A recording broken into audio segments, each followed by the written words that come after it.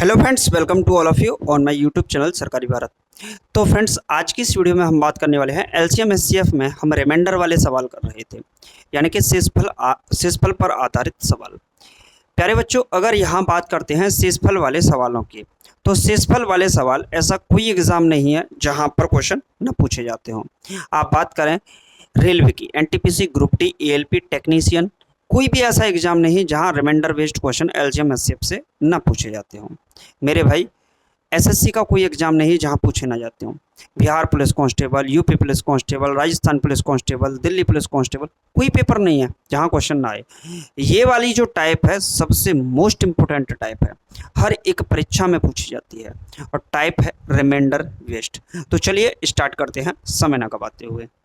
मेरे भाई, अगर हम रिमाइंडर बेस्ड टाइप की बात करें तो हमारा जो एलसीएम होता है, एलसीएम ऐसे समझते हैं, हमने किया एलसीएम, एक होता है हमारा एलसीएम और दूसरा होता है हमारा एचसीएफ। चूँकि हम इसके बारे में पहले भी पढ़ चुके हैं तो उतना ही रिव्यू मैं आपको दूंगा। ये पार्ट सेकंड है, अगर आपने नहीं देखा तो पार्ट फर्स्ट देख लीजिए, जिस प्लेलिस्ट में आपको मिल जाएगा। मेरे भाई, यहाँ पर अगर बात करते हैं तो एलसीएम होता है लीस्ट कॉमन मल्टीपल, यानी कि ये गुणजों को बताता है। और एचसीएफ होता है आपका हाईएस्ट कॉमन फैक्टर, यानी कि फैक्टर को बताता है। यानी कि सीधा सीधा बात है, एलसीएम मल्टीपल की बात करेगा और एचसीएफ हमेशा फैक्टर की बात करेगा। किसकी बात करेगा? फैक्टर की। एलसीएम हमेशा मल्टीपल की बात करेगा, एचसीएफ हमेशा फैक्टर की बात करेगा। एलसीएम के अंदर रिमाइंडर की जब बात आती है तो पहली कंडीशन होती है, जब रिमाइंडर क्या हो, पहली वाली जो कंडीशन होती है, जब रिमाइंडर जीरो हो। यानी कि अगर जीरो रिमाइंडर है, जब रिमाइंडर जीरो हो तो हम क्या करते हैं, संख्या निकालते हैं। जब रिमाइंडर जीरो होगा तो हमारे जो नंबर होगा, संख्या जो होगी वो क्या होगी, एलसीएम का के गुणज। क्या होगी प्यारे भाई? एलसीएम का के गुणज। दूसरी वाली जो टाइप रहती है इसमें, वो रहती है जब रिमाइंडर क्या हो, सेम रहे। तो हमारी जो संख्या बनकर आती है वो क्या बन के आएगी, एलसीएम का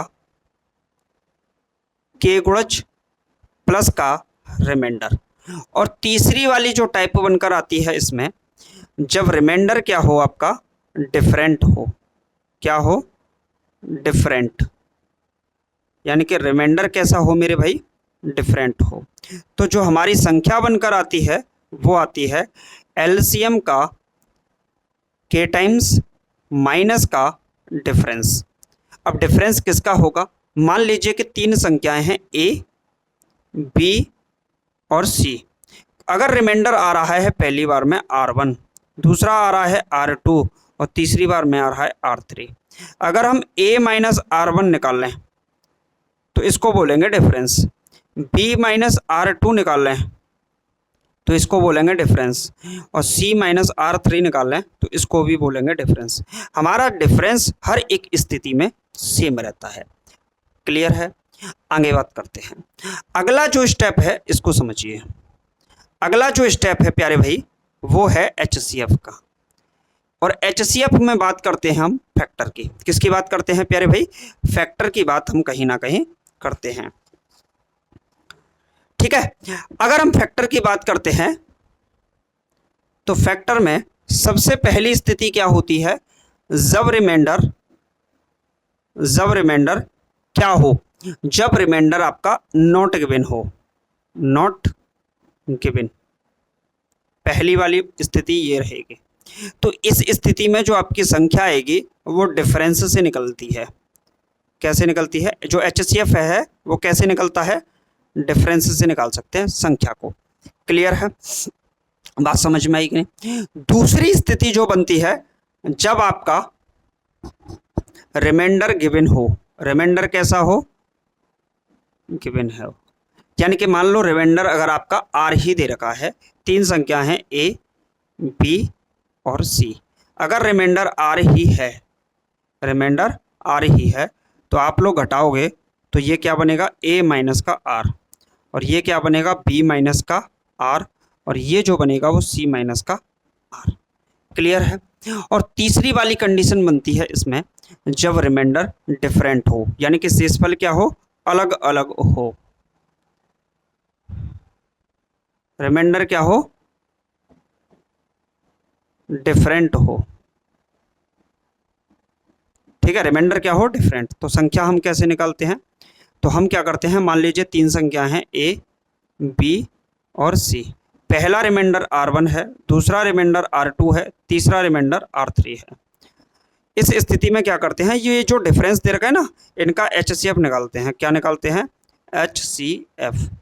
और यहाँ भी क्या करेंगे, A माइनस का R1, B माइनस का R2 और C माइनस का R3, और इनका क्या करेंगे, का HCF, यानी कि डिफरेंस का HCF। ये पूरा का पूरा मैंने बेसिक आपको समझा दिया जो LCM HCF से रिमाइंडर पर आधारित है। इसमें से कुछ भी नहीं बचा, मैं कंप्लीट आपको बता चुका हूं। अब बात करते हैं क्वेश्चंस को। यहां पर जो प्रश्न पूछेगा वह छोटी से छोटी संख्या, क्या पूछेगा, वह छोटी से छोटी संख्या, ये बोलेगा इस जगह पे छोटी संख्या। और यहां जो बोलेगा, यहां बोलेगा वह बड़ी से बड़ी संख्या, यहां बोलेगा वह बड़ी से बड़ी संख्या। प्यारे भाई, यहां अगर हम बात करते हैं पहले प्रश्न पर, फर्स्ट क्वेश्चन आपकी स्क्रीन पर है, इसका आंसर लगाइए। पहला सवाल क्या कह रहा है, पहला क्वेश्चन कह रहा है वह छोटी से छोटी संख्या, यानी कि एलसीएम की बात कर रहा है, जो 12, 15, 20 तथा 54 से भाग करने पर प्रत्येक दिशा में 4 शेष बचे। यानी कि प्रत्येक स्थिति में क्या बचता है, 4। यानी कि हम बोल सकते हैं हर बार रिमाइंडर सेम आता है। एलसीएम में जब रिमाइंडर सेम आता है तो हमारा तरीका होता है सॉल्व करने का, तो हम सबसे पहले क्या निकालेंगे, एलसीएम। इन सब का एलसीएम निकालिए।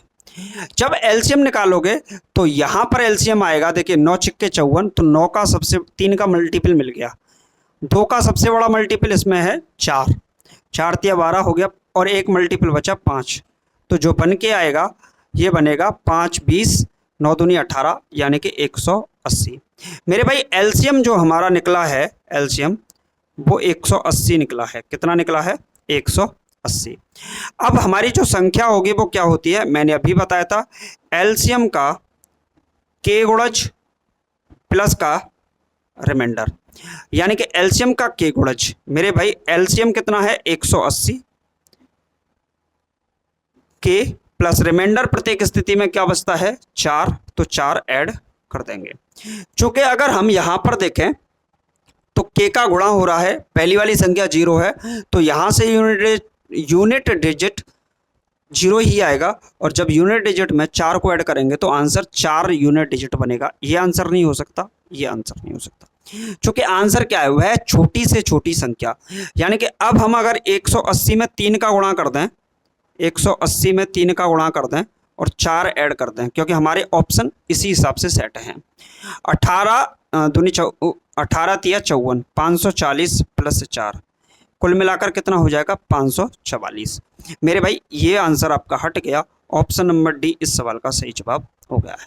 क्लियर है, समझ में आया। चलिए अगला प्रश्न, नोट्स बनाइएगा बाकायदा।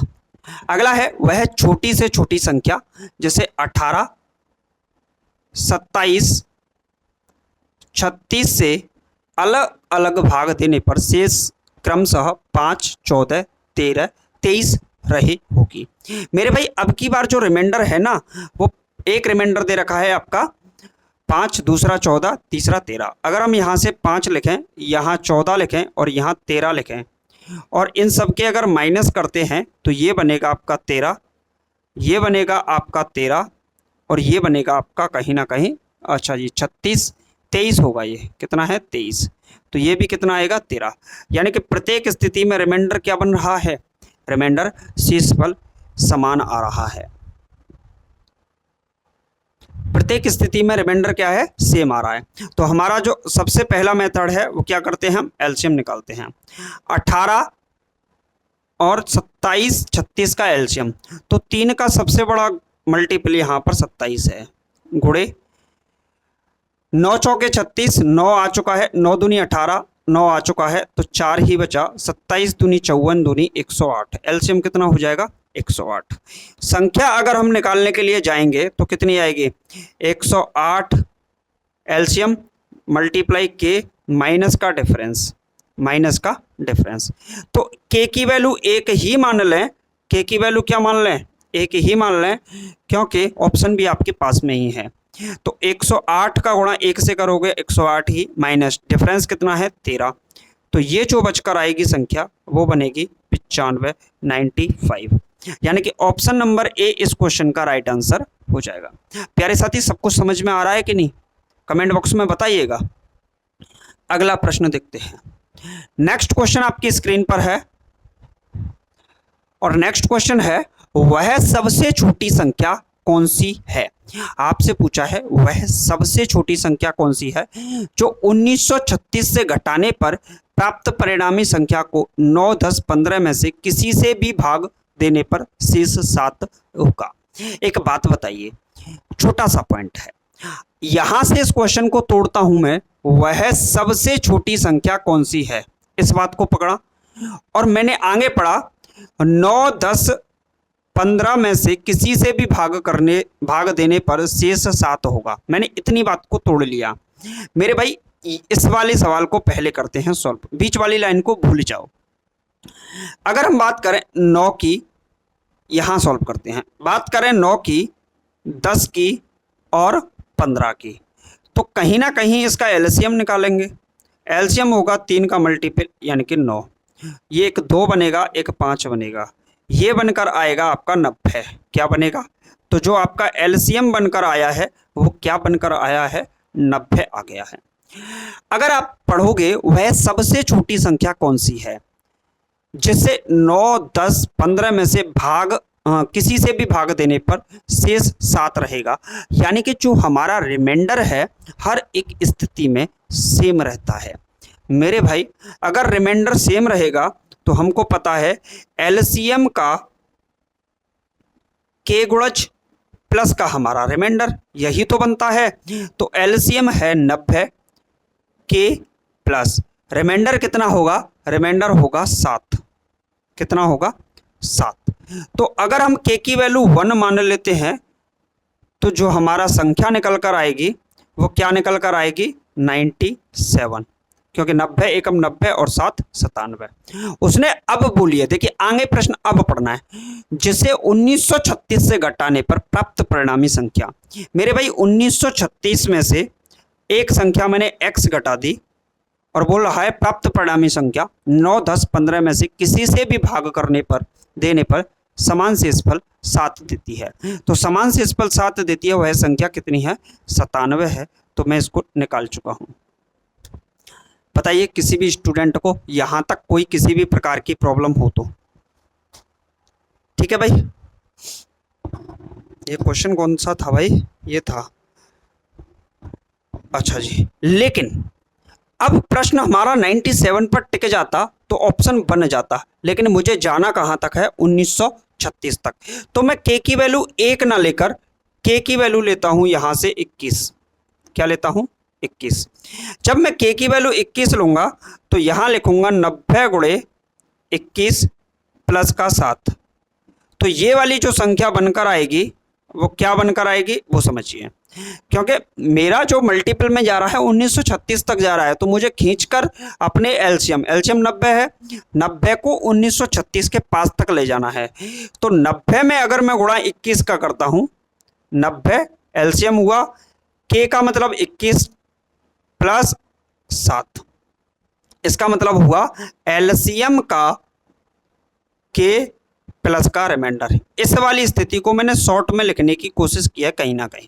बात समझ में आई प्यारे भाई। यहां पर बात करते हैं 1936 माइनस का x और ये बनेगा 0, 9 एकम 9, 9 दूनी 18, यानी कि 1890 प्लस का 7।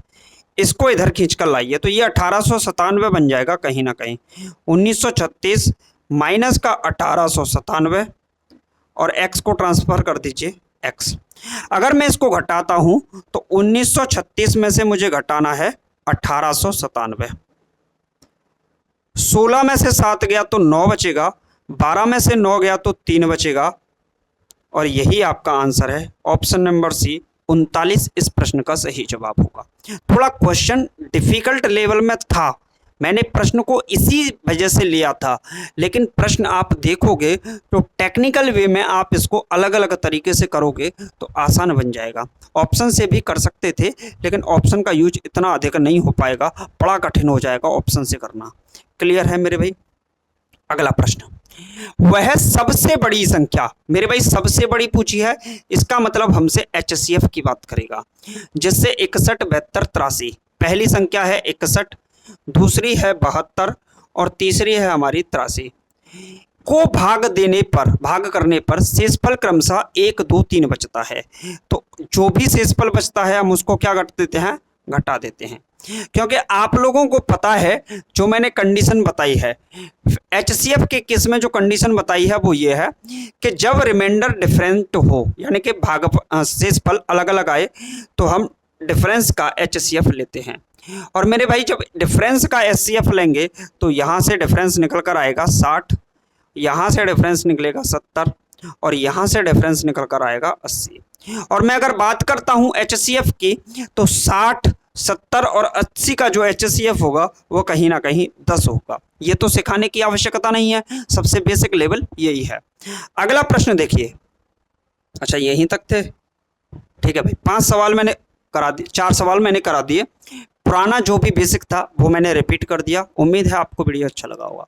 इस पर कुछ प्रश्न और बनते हैं, 4 अंकों की सबसे बड़ी संख्या, 5 अंकों की सबसे बड़ी संख्या, 3 अंकों की सबसे छोटी संख्या, इस प्रकार के प्रश्न भी हम नेक्स्ट वीडियोस में करेंगे।